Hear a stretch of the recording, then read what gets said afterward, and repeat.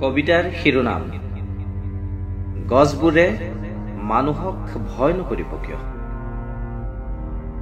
ৰচনা মৌচম হাজৰিকা।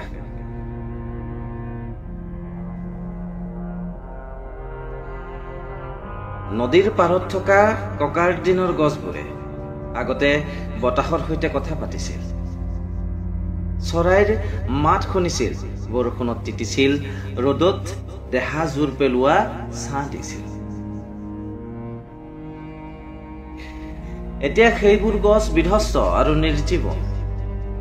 মানুহে সেইবোৰ গছ কাটি পেলালে, কাৰণ তাত মানুহে দলং নিৰ্মাণ কৰিব।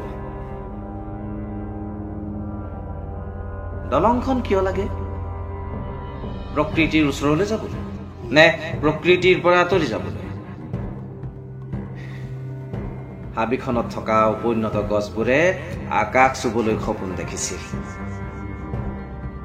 সেইবোৰ গছ পৰিণত হোৱাৰ আগতেই মানুহে কাটি পেলালে, কাৰণ মানুহে তাত উদ্যোগ গঢ়ি তুলিব। শিপা কাটি গ'ল, ডাল ভাঙি গ'ল, গছবোৰৰ সপোন চূৰ্ণ বিচূৰ্ণ হ'ল। গছত বাস কৰা চৰাইবোৰ বাৰু কলৈ উৰি গ'ল?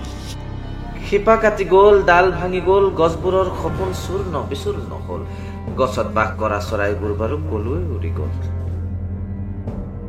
মাটিত পৰা গছৰ ছাঁ দেখোন নোহোৱা হ'ল। প্ৰকৃতিৰ পৰা আঁতৰিবলৈ মানুহক হেনো দলঙৰ বৰ প্ৰয়োজন। উন্নয়নৰ বাবে মানুহক গছ কটাৰ বৰ প্ৰয়োজন। গছবোৰে মানুহক ভয় নকৰিব কিয়?